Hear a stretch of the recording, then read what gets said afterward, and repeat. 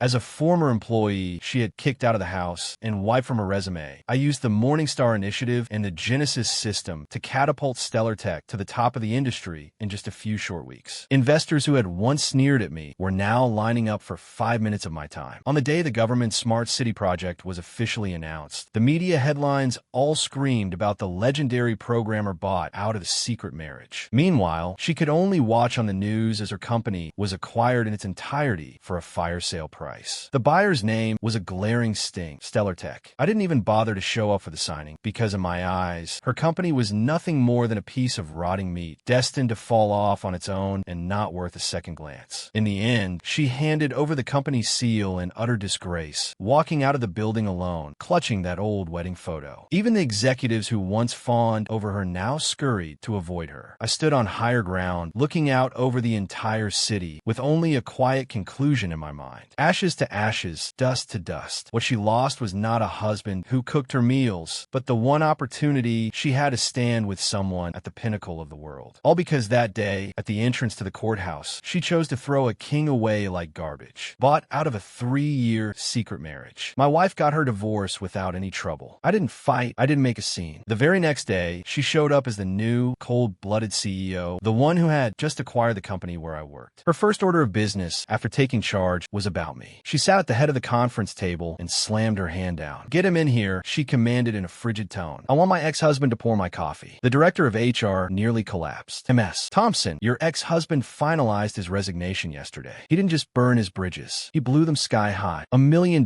humiliation." The heavy door to the conference room slammed shut, sealing Miriam Thompson's impending rage inside. I stood on the sidewalk at the base of the steel and glass skyscraper, my phone buzzing nonstop in my pocket. It was a text from my team lead, Mark, an old friend from college. "Edward, man, that was a real scorched earth move. If you could only see Miriam's face right now. She looks like she swallowed a wasp. A minute ago, she was demanding to know who approved your immediate resignation." I just texted back a simple, "My bad," and shoved the phone back into my pocket. I looked up at the building where I had spent 3 long years. The Seattle sun glared off the glass facade, a brilliant light that was too harsh to penetrate the icy chill in my chest. Yesterday afternoon, outside the King County Courthouse, Miriam stood in a spotless, custom-tailored white pantsuit, clutching the freshly signed divorce papers. Her gaze was cold and distant, like she was looking at a derelict building slated for demolition. She slowly drew a cashier's check from her ridiculously expensive Birkin bag. She held it out with a flick of her wrist. $1 million.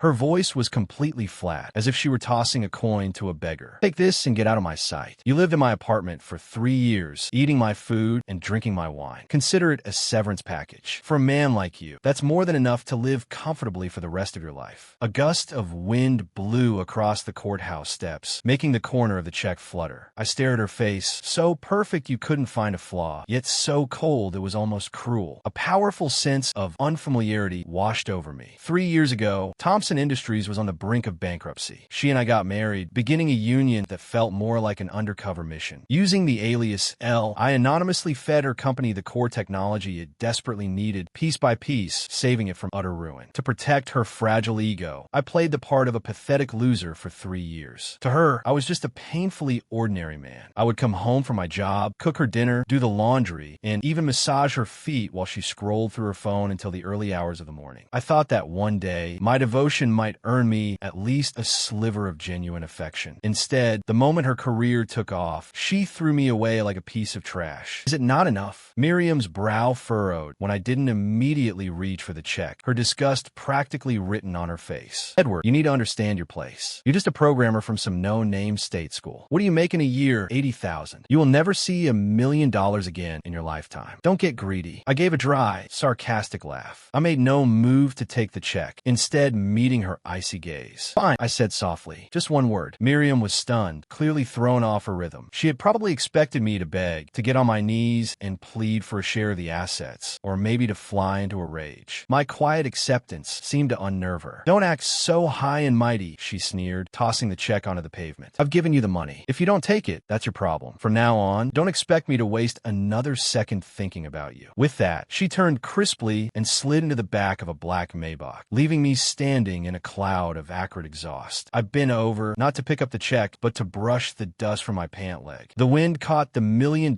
piece of paper, sending it skittering and spinning toward toward a nearby storm drain, where it disappeared without a sound. I went back to the apartment. No, it was her apartment. It only took me 10 minutes to pack. Other than a few changes of clothes, there was barely a trace of me in the entire place. For 3 years, I had lived like a nameless ghost, a live-in handyman at best. Carrying my one suitcase, I stood on a downtown overpass and pulled out my phone. I sent an email to HR. The reason for resignation was just 2 words: personal reasons. Effective immediately. Mark's call came through almost instantly. His voice panicked. "Edward, are you out of your damn mind? Project Olympus is at a critical juncture. You're the only one who truly understands the core architecture. If you walk out now, the whole thing will completely implode." "I'm tired," was all I said. The other end of the line went quiet for a long moment. Finally, he sighed. "It's about her, isn't it? Okay, I'll take care of it. I'll get payroll to cut your final check tonight. Just go, man. Don't look back." Now, standing on the bustling street, I suddenly felt an incredible lightness, as if a weight had been lifted from my chest after 3 long years. My phone buzzed again. It was an unknown number, the last 4 digits a flashy 8888. I answered the call. A woman's voice, lazy yet sharp as a blade, purred in my ear. "I hear you're back on the market. About that chief technology partner position. It's had your name on it at Stellar Tech for 3 years. Are you interested now?" It was Vivian Vance, the top tech recruiter in the country, and the only person who knew who I really was. I looked toward the distant Thompson Industries tower. "I'm in," I said. "Why not?" If Miriam Thompson thought I was worthless, I was about to show her just how much she'd been punching above her weight all these years. She called him her useless husband, never knowing he held her company's fate in his hands. Miriam Thompson sank heavily into her brand new, oversized leather CEO chair, her chest heaving. She never imagined that on her very first day, the man she saw as a weak, useless ex could hit her with such a stunning, invisible slap. It left no physical mark, but it burned with more shame than any real blow ever could. "Is this the best you people can do?" Miriam slammed a file onto the massive mahogany desk, her voice shrill. "A core developer just walks out? No exit interview, no transition plan. He just vanishes overnight? What does he think this is, a part-time job at a burger joint?" The HR director broke out in a cold sweat, staring intently at the tips of his shoes. Mark, the director of technology, sat beside him and adjusted his glasses. His tone was level. "Ms. Thompson, Edward Morgan was hired as a junior programmer. According to current company policy, the one you personally approved to streamline layoffs, junior staff can resign at any time. They are not subject to non-compete clauses, nor are they part of the handover process for any core confidential assets." Miriam was speechless. The facts were undeniable. To humiliate me, before the acquisition was even finalized, she had pushed through a so-called organizational upgrade. She created a whole new set of company rules specifically to relegate me to the lowest possible position and pay grade. It was her way of making sure the label useless husband was permanently fixed to my employee file. It made it easier to fire low-level staff on a whim. Miriam gritted her teeth, but a cold smile touched her lips. "Phoenix, just fine. He's just a coder. The world will keep spinning. Mark, Project Olympus moves forward. I want a working demo on my desk next week." Mark looked at her with an expression that was almost pity. "I'm afraid that's impossible, Miss Thompson." "And why is that?" "Because the entire foundational algorithm for Project Olympus was written single-handedly by Edward." Mark held up his hands. "It's his own proprietary code, a highly complex, self-contained architecture he built from scratch. No one else in the company can read it, let alone maintain or expand upon it. Now that he's gone, Project Olympus is nothing but a very expensive pile of digital junk." "What did you just say?" Miriam shot out of her chair so violently she knocked her coffee cup over. The dark liquid spilled across the desk and onto her expensive white suit, but she didn't seem to notice. Her eyes were fixed on Mark. "Are you joking with me? The man who can't change a light bulb unless I walk him through it step by step? He's the chief architect of this project. Mark, have you lost your mind?" In her mind, Edward was a quiet, unambitious man. His world was the kitchen and the laundry room. He handed his meager paycheck over to her every month and had to ask her for $20 just to buy a case of beer. How could a person like that be the linchpin of a multi-billion-dollar project? "You can believe what you want, Ms. Thompson," Mark said, gathering his files and standing up. "But without Edward, Olympus is a dead ship in the water. If you want any chance of saving it, your only option is to bring him back. Bring him back." Miriam let out a sharp, derisive laugh, as if it were the most ridiculous thing she had ever heard. "You want me to go and beg that mooch to come back to his job? He can dream on. I don't buy it. If you throw enough money at a problem, someone can fix it. Start recruiting externally, immediately. Offer a salary of $1 million. No, $2 million. I'll poach the best talent in the country if I have to.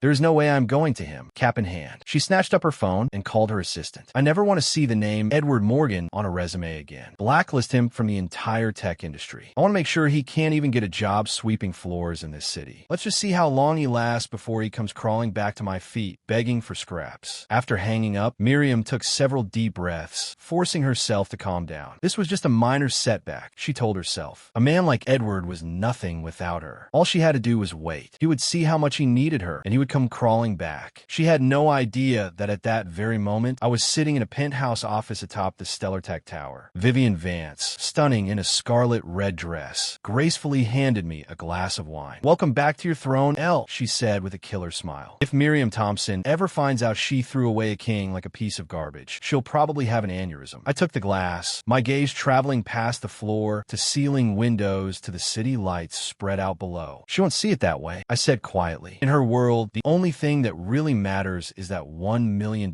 check. Everything else is irrelevant. "So what's your plan?" Vivian asked, watching me with keen interest. "A hostile takeover of Thompson Industries?" "Not yet," I replied, taking a sip of wine as my expression hardened. "In a game of cat and mouse, the fun isn't in catching the mouse. It's in watching it squirm, watching it slowly realize there's no way out. She's so proud of her business acumen, isn't she?" I said calmly. "Then I'll meet her on her own turf, and I will dismantle that pride of hers, piece by piece. The beginning of the end." It only took 3 days for Miriam Thompson to learn what it feels like to be thrown from the clouds and into the mud. Project Olympus spiraled completely out of control. The once stable system began generating a cascade of errors the day after I left. By day 3, it had crashed completely. You couldn't even get to the login screen. Clients were blowing up her phone. "Ms. Thompson, is this the cutting-edge AI you promised? It won't even turn on. Our contract is clear. If this isn't resolved in 3 days, you owe us $300 million in damages, plus 5% of Thompson Industries stock." Miriam paced her office like a caged animal. The expensive expert consultants she'd brought in were sweating, staring at the screen. They looked at the lines of code as if they were trying to decipher ancient hieroglyphics. "What kind of logic is this? It doesn't follow any known programming paradigm. It doesn't look like it was written by a person. It's more like a god writing a poem or a devil chanting a curse. Ms. Thompson, the encryption is military grade. If we try to brute force it, we'll almost certainly trigger a self-destruct sequence. All the data will be wiped, and there will be nothing left to recover." As she listened to their reports, the color drained from Miriam's face. She finally understood that Mark hadn't been exaggerating. The pathetic man who brought her coffee in bed every morning, the one who was always so deferential, had been holding the very lifeblood of her company in his hands the entire time. Useless. A bunch of useless idiots. Miriam swept a stack of files off her desk, sending paper flying at the so-called experts. "You talk a big game, but when it counts, you can't even read a single line of code. Get out. All of you get out." The office fell silent. In the vast, empty space of the CEO's suite, she was completely alone. Miriam sank back in her chair and stared blankly at the city lights. A cold reality began to dawn on her. $300 million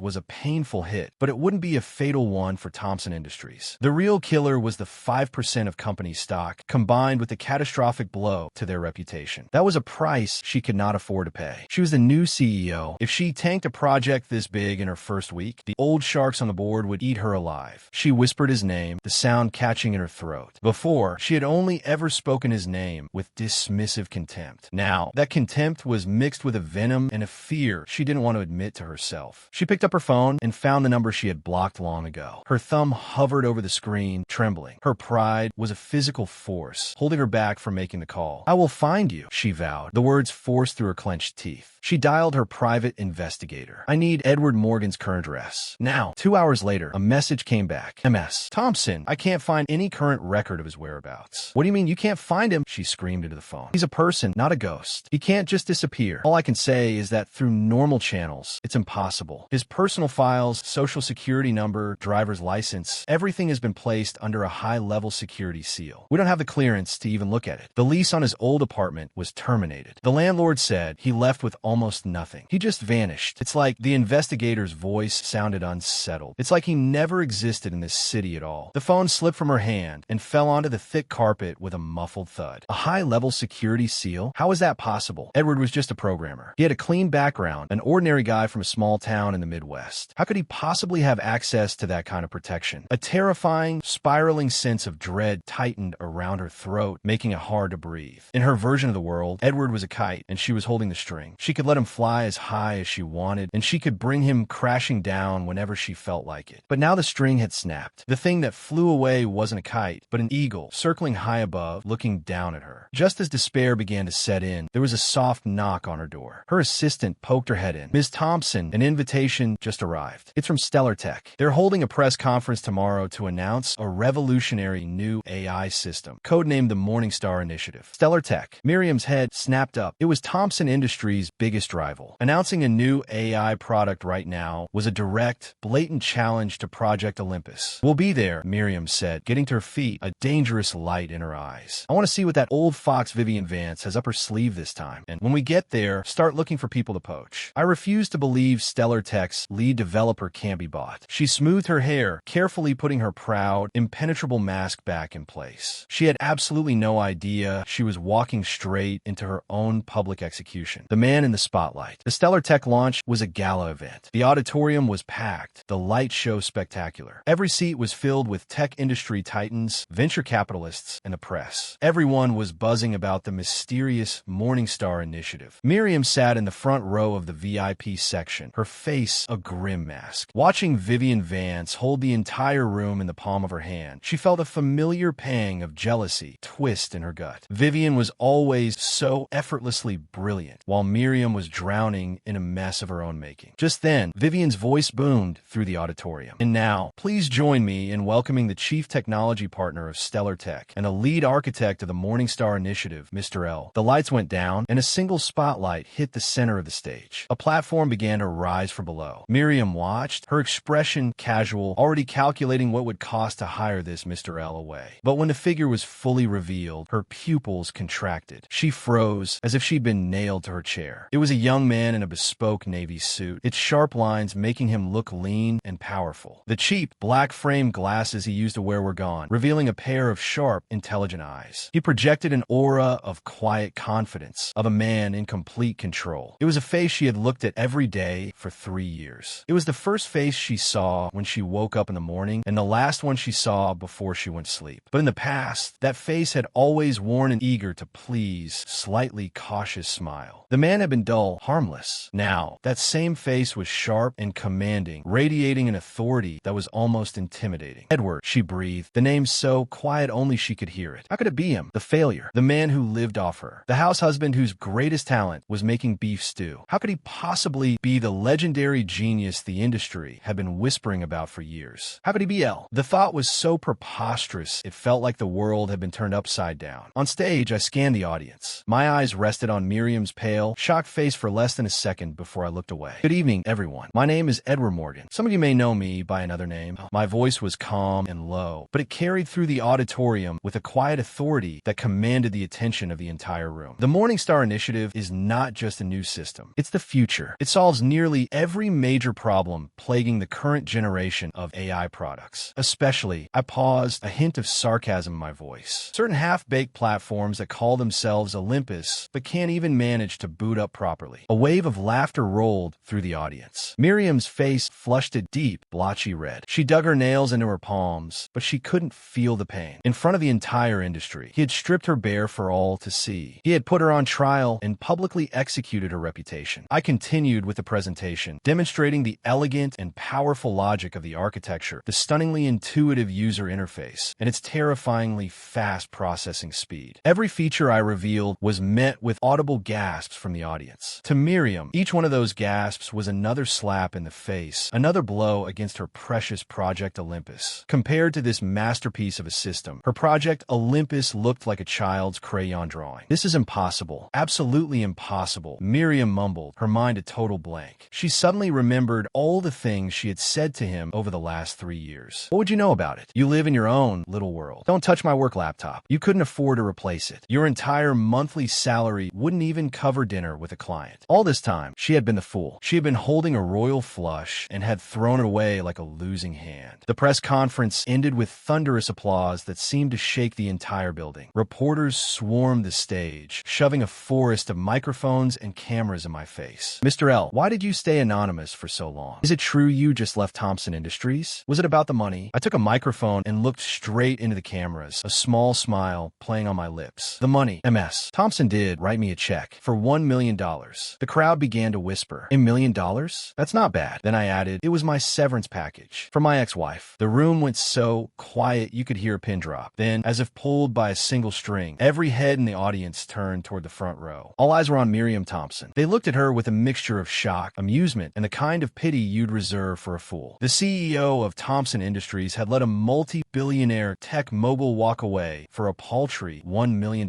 settlement. It was a transaction that would go down as one of the stupidest business decisions of the decade. Miriam was frozen in her seat, unable to move, the blood turning to ice in her veins. She wanted to run, but her legs wouldn't obey. A conversation that came far too late. I was in the underground parking garage, just about to get into my car, when a figure lunged out of the shadows and grabbed the door. It was Miriam. Her hair was a mess, her eyes were red, and her expensive white suit was streaked with grime. We need to talk, she said, her voice shaking. I slid into the driver's seat and put a hand on the wheel, looking up at her. In the passenger seat, Vivian calmly touched up her lipstick, ignoring the scene completely. Is there something I can help you with, Miss Thompson? My tone was polite but distant, the way you'd speak to a stranger. The name Ms. Thompson seemed to pierce her like a needle. I used to call her Miriam, sometimes even Honey, though she never acknowledged it. Why did you lie to me? Miriam bit her lip, tears welling in her eyes as she slipped easily into the role of the victim. Edward, why didn't you ever tell me? Was it fun for you, watching me make a fool of myself? Were you laughing at me this whole time? I almost laughed. Even now, her first thought was for herself. Miriam, I said, my voice dangerously cold. In our 3 years of marriage, did you give me a single opportunity to say anything? Every time I tried to talk to you about my work, you'd say, I don't have time for your boring little job. Every time I wanted to show you a personal project, you'd say, don't bother me with your pathetic little bits of code. And now you're blaming me for not telling you. Miriam was speechless, her face turning a ghastly shade of white. The memories flooded back, and she was forced to admit she had never once treated me as an equal. But you can't go to Stellar Tech. She grabbed my sleeve, her voice frantic. They're my biggest competitor. This is a betrayal. Edward, come back with me. I'll make you head of Project Olympus. I'll make you a vice president. I'll give you stock, whatever you want. $1 million isn't enough? How about $10 million? She was still trying to solve everything with money. I slowly pulled my arm from her grasp. The gesture was gentle, but final. Miss Thompson, do you really think I need your money now? I gestured to the brand new McLaren behind me, then to Vivian. Stellar Tech has given me a 30% equity stake. I'm a founding partner. Vivian has given me complete creative freedom and her respect. You gave me a check that you threw on the ground and 1,000 dismissive, disgusted looks. No, it's not like that, Miriam said, her words tumbling out as she resorted to emotional blackmail. Edward, I know you still love me. You were so good to me for 3 years. That doesn't just disappear. You're just angry. I understand. I know I was wrong. I am so sorry. Please just come home. I'll make you dinner. That won't be necessary, I said, cutting her off. I took out my phone and played a recording. Her own voice, sharp and clear, echoed in the parking garage. Get out of my sight. The sight of you makes me sick. The words hung in the air, sharp enough to cut. The color drained from Miriam's face. In front of her, I deleted the recording. You see, I've always been very obedient. You told me to get lost, so I did. You should be happy with the results. I raised the window and said to Vivian, let's go. The engine roared to life, and the sports car sped out of the garage. In my rearview mirror, I saw Miriam collapse to the pavement. Under the harsh garage lighting, she looked like a discarded doll. Vivian glanced over at me. Do you feel sorry for her? My eyes were fixed on the road. My voice was calm, almost cold. That part of me died a long time ago. Now all I feel is disgust. Flipping the table. Back at Stellar Tech, I immediately called an emergency meeting with the executive team. If we were going to war, we were going to win it in a single decisive battle. Miriam thought my silence after the press conference was the end of it. In reality, it was just the beginning. My goal was never simply to beat her. It was to burn the hollow empire she'd built on luck and branding to the ground. Thompson Industries is in chaos, Vivian said, handing me a tablet. Their stock is in free fall, and investors are pulling out. I heard Miriam spent the whole afternoon breaking things in her office. It's not nearly enough, I said. I tapped my fingers on the table. Half the people on their core tech team are people I personally trained. They may have signed contracts, but their loyalty is to the code, not the person who signs the checks. I looked at Vivian. Draft new employment offers. We'll cover all their costs for jumping ship, including any legal fees or penalties for breaking their contracts. We'll double their current salaries and add an aggressive stock option plan. I want to get Thompson Industries of every last scrap of actual talent. By the end of the week, I want them all sitting in our office, writing code for us. Vivian's eyes lit up. Now that's how you flip the table. I like it. It's vicious. Over the next 2 days, there was a mass exodus from Thompson Industries. The first to jump ship was Mark. He'd had enough of Miriam's tyranny. "Edward," he said, laughing, "I've been waiting for this call. This morning, Miriam tried to make me sign some do-or-die pledge. Fix the system or I'm fired." I told her exactly where she could stick her little pledge. "I'm with you." One by one, others began to follow. The chief data scientist, the senior algorithm engineer, the entire server architecture team. In less than 48 hours, 15 of the 18 core members of the Project Olympus team had resigned and accepted offers at StellarTech. Miriam was in a tense meeting with investors, trying to explain the project delays when the news came. Her assistant entered, hands trembling, and placed a thick stack of resignation letters on the table. "Ms. Thompson, the tech department it's empty." With a sharp crack, the wine glass in Miriam's hand shattered. Shards of glass bit into her palm, and blood dripped onto the polished table, but she didn't feel it. All she felt was a crushing, overwhelming sense of abandonment. She didn't even bother to wrap her hand. She just grabbed her legal team and stormed over to StellarTech. She cornered her former employees in the lobby, trying to intimidate them. "You're all in breach of contract. I will sue every last one of you into bankruptcy. You'll never work in this industry again." Miriam was screaming. She looked less like a CEO and more like a cornered animal. Mark and I stepped out of the elevator. "Save your breath, Ms. Thompson." I stood at the top of a short flight of stairs, looking down at her. "I've reviewed their contracts. There's a loophole. In the event of gross managerial negligence leading to a project suspension, employees are entitled to immediate, no-fault termination of their employment. It's a clause you yourself added to make seasonal layoffs easier. Do you remember?" Miriam froze. Every arrow she had ever fired was now coming right back at her. "Edward, do you have to be this cruel?" she asked, her voice hoarse, her eyes red. "What do you gain if my company fails?" We were married. I walked down the steps, closing the distance between us until she was forced to back away. "When you threw that check on the ground, when you told HR to get rid of me, when you called me a useless piece of trash in front of everyone, did you remember we were married then?" I looked her straight in the eye, my voice cold as steel. "This is business, Miriam. In business, there are winners and losers. I'm a partner at StellarTech. You're the CEO of Thompson Industries. The only thing between us now is the bottom line. See our guests out," I said, and walked away without looking back. Security guards stepped forward and politely but firmly escorted a stunned Miriam Thompson from the building. Through the glass doors, I could see her slumped on a bench outside, her face in her hands, her shoulders shaking. I felt nothing. This wasn't over. Not by a long shot. The storm and a cold memory. News of Thompson Industries' imminent collapse spread through the city like a wildfire. Banks started calling in their loans, and suppliers canceled their contracts. The once untouchable Miriam Thompson was now a pariah. In her desperation, she cast aside the last of her pride. My phone lit up with a series of iMessages. "Edward, my stomach hurts, and I'm out of medicine. Can you come over?" "Edward, I try to make that beef bourguignon you like. It's a little burnt, but I wanted you to have some." "Edward, I was wrong. I know I was wrong. Just come back. I'll do your laundry. I'll cook for you. I'll be your maid. Please, just don't abandon me." I read each message with a cold, detached sense of irony. I remember the time I had a 102-degree fever and asked her for a glass of water. She told me I was being dramatic and to get it myself. Now, her stomach hurt, and I was supposed to come running. I silenced my phone and tossed it aside. That night, a violent rainstorm swept through the city. I was heading to my car when the headlights cut through the downpour and illuminated a figure standing by the entrance. It was Miriam. She didn't have an umbrella and was soaked to the bone, her wet hair plastered to her face. She looked like a ghost. She was clutching a thermos to her chest. When she saw my car, her eyes lit up and she ran into the middle of the drive, blocking my way. "Edward, Edward," she yelled, pounding on the driver's side window, her voice raw with desperation. "I've been waiting for 5 hours. I made you some soup. It's still warm. Please, just have a little." Rain and tears streamed down her face. Vivian frowned. "Should I call security?" "No," I said, and lowered the window just a crack. An almost ecstatic smile spread across Miriam's face. She fumbled with the thermos, trying to pass it to me through the narrow opening. "Here, drink it while it's hot." "Miss Thompson," I said. My calm voice stopped her cold. "Does this seem familiar?" Miriam froze. 2 years ago, on a rainy night just like this one, I had taken a cab all the way to her office to bring her an umbrella. I saw her get into another man's car. He was a major client. I ran after the car, calling her name, holding the umbrella out in the rain. She cracked the window and said coldly, "Go home. Don't get my seats wet. You're embarrassing me." The chill that settled in my heart that night was far colder than this rain. "Some things," I said, my eyes on the thermos, "once they go cold, they can never be warmed up again. And another thing, I don't do leftovers. Not then and not now." I rolled up the window, hit the gas, and sent a wave of dirty water splashing all over her. In the rearview mirror, I saw the thermos fall from her hands, its contents spilling into the muddy street. She fell to her knees and let out a gut-wrenching sob. I didn't look back. Crocodile tears aren't worth a single drop of pity. Family secret. secrets. Miriam was utterly broken. It wasn't just my rejection that destroyed her. It was the truth that came next that shattered her entire world. With nowhere else to go, she returned to the old Thompson estate on Lake Washington. She fell to her knees before her grandfather, weeping and blaming everything on me. Edward betrayed me. He's an ungrateful dog. Grandpa, you have to do something. We took him in, and this is how he repays us. Old Mr. Thompson sat in his high-backed chair, looking at his favorite grandchild with profound disappointment. Miriam, did you truly believe that Edward Morgan was punching above his weight by marrying you? He sighed, took a yellowed photograph from a desk drawer, and tossed it in front of her. In the photo, a much younger version of himself was respectfully lighting a cigarette for another, more powerful-looking man. The man was handsome, and the resemblance between his eyes and mine was unmistakable. Who is this? Miriam stammered. That, her grandfather said, his voice heavy with memory, is Edward's grandfather, Arthur Morgan. In his day, he was the king of this city. 30 years ago, my company went bankrupt. I was drowning in debt. I was standing on a bridge about to jump. Arthur pulled me back from the railing. He paid off all my debts and gave me the seed money to start over. The Thompson Industries you're so proud of exists because he saved it. Without the Morgans, there would be no Thompsons. You would not have had the privileged life you've had. Miriam stared at the photo, dumbstruck. When the Morgans decided to step back from public life, Arthur made a request of me on his deathbed. My grandson, Edward, he said, is a kind and humble boy. He deserves a simple, quiet life. He suggested a union between our families. Edward didn't marry you for your money, Miriam. He did it to honor a promise, to repay a debt of gratitude. He hid his identity because he didn't want to pressure you. He wanted you to fall in love with him, the man, not the Morgan family name. The old man grew more and more agitated, thumping his cane on the hardwood floor. And what did you do? You treated him like a servant. You trampled on his dignity. You threw the grandson of the man who saved our family out of your house like he was garbage. What have you done, Miriam? What have you done? Miriam collapsed to the floor, her mind a complete mess. The freeloader she had so despised was the heir to an empire, and she was the one who had been ungrateful, who had betrayed a sacred trust. Her pride, her arrogance, her smug sense of superiority, it all crumbled to dust. An overwhelming wave of shame, regret, and despair washed over her. What have I done? She wailed, her voice a hoarse, empty sound that bore no resemblance to the confident self she had once been. And she finally understood why I had been so calm on the day we divorced. Because in my world, Miriam Thompson and the fortune she was so proud of were nothing more than an irrelevant set of numbers. The final offer. But Miriam wasn't finished yet. At least, that's what she told herself. The truth didn't chasten her. It pushed her into a kind of pathological obsession. She convinced herself that if she could just win the landmark smart city contract, the biggest and most important tech project in the country, she could prove her worth, and I would come back to her. It was her final, desperate gamble. On the day of the final presentation, the tension in the room was palpable. Miriam was noticeably thinner, with dark circles under her eyes, but her gaze was lit with a feverish, obsessive light. She and her skeletal team presented a proposal they had worked on for days, without sleep. To be fair, it was the most work she had ever put into anything in her professional life. She had even tried to imitate my design philosophy in some of the architecture, a clumsy tribute in a pathetic attempt to win me back. When it was her turn to speak, she looked only at me, her voice pleading. We call our proposal legacy. Its core philosophy is that we can only build a better future by respecting our foundations. Like a relationship, even if it collapses, as long as the foundation is still there, it can be rebuilt. The government officials on the review panel looked at each other, confused. This was a multi-billion-dollar government contract, and she had turned her presentation into a therapy session. Then it was our turn. Vivian and I walked to the stage, calm and confident. Our proposal is called Genesis, I said, and launched the presentation. A holographic model of the city materialized in the air, data streaming through it. Ms. Thompson's proposal is about legacy, I said with a faint smile. With all due respect, I've always believed that technology is about looking forward, not back. Dwelling on old code, old frameworks, and old relationships only holds us back. I pointed to the shifting data streams and adaptive structures within the hologram, my voice clear and firm. Stellar Tech's Genesis system throws away all of those outdated attachments. It scraps every bloated, redundant piece of architecture and start from scratch, build on a completely new quantum algorithm. It doesn't patch the past. It creates the future. I paused, letting that sink in. Just like in life, some mistakes don't need to be fixed. They just need to be left behind. The meaning behind my words was unmistakable. The room erupted in applause. The judges were nodding, their faces alight with excitement. The competition was over. In the face of such crushing innovation, Miriam's emotional, backward-looking proposal seemed weak and pathetic, almost a joke. She stood in the audience, swaying on her feet, the last glimmer of light in her eyes finally extinguished. Her last stand. Before the results were officially announced, Miriam made one last, desperate move. She cornered me in the main hall, in front of all the cameras. "Edward, wait." She pulled a document from her briefcase, her hands shaking so badly she could barely hold it. "This is a stock transfer agreement. If you come back to me, if you just forgive me, I will sign over my entire controlling interest in Thompson Industries to you. All of it." The hall erupted. A chorus of whispers went through the crowd as cameras flashed relentlessly. The CEO of Thompson Industries was publicly offering up her entire empire to win back her ex-husband. Miriam looked up at me, huge tears rolling down her thin face, her pride completely shattered. "I don't want it anymore. I don't want to be CEO. I don't want the money. I just want you, Edward. Please, just give me one more chance." This was her last and greatest trump card. In her mind, no man could possibly refuse. Beside me, Vivian frowned, glancing at me with a flicker of concern. I stopped walking. I looked at this woman, her face contorted with tears, then glanced down at the papers in her hand. A document representing the transfer of billions of dollars. I slowly reached out. A wild, desperate hope flared in Miriam's eyes, but I just pushed the papers lightly. The document fell, scattering across the marble floor. "You still don't get it, do you, Miriam?" I said, looking right at her, my voice frighteningly calm. 3 years ago, I came into your world with nothing. I never asked you for a thing. All I wanted was a real home, a warm meal, and someone who was genuinely happy to see me when I came through the door. If you had given me that, I would have given you my life." I paused, a faint but genuine smile touching my lips. It was the smile of a man who was finally free. And now, I have more than Thompson Industries could ever offer me. I don't need anyone to give me an empire. I can build one myself. Your love is too cheap and your money is dirty. I don't want either of them. I walked past her and didn't look back. Behind me, a piercing shriek cut through the air, followed by the dull thud of a body hitting the floor. She had passed out. I didn't stop. I just kept walking. Ashes to ashes. Stellar Tech won the Smart City contract. The company's valuation skyrocketed overnight, cementing our position as the new leader in the industry. After losing the bid, on top of the public relations disaster and the mass exodus of its talent, Thompson Industries completely collapsed. 3 days later, it was official. The company's assets would be acquired in a total buyout. The buyer was Stellar Tech. I stayed out of the process, leaving everything to Vivian. For me, there was no point in kicking a dying dog. It wasn't worth another minute of my time. Miriam Thompson resigned in disgrace. I heard that on her last day, she locked herself in her office and cried the entire day. When she left, she didn't take anything with her, except for one thing, our wedding photo. In the picture, I'm standing next to her with a stiff, awkward smile. She's looking at the camera with a cold, distant expression, as if the person beside her were a complete stranger. That one photo summed up our ridiculous marriage perfectly. The greatest tragedy in life isn't what we lose, but what we never realized we had. This story isn't just about revenge. It's a mirror reflecting the blind spots we all carry. She used the common yardsticks of money, status, and power to measure a soul that couldn't be quantified, and she ended up mistaking a diamond for a piece of glass. She thought she was buying her way out of marriage, but what she really sold was her future. That mirror is turned on us as well. Have we, through our own labels and prejudices, pushed away someone who would have built a world for us? Have we, in our pride and our focus on the trivial, overlooked the most precious things right beside us? The silent potential, the unseen opportunities, the quiet sincerity? In the end, she lost more than a partner. She lost her vision for the future. And every one of us holds the power to define what has value. True wealth isn't what you possess, but what you're able to see. Don't wait until the dust settles to realize that what you threw away was an entire kingdom.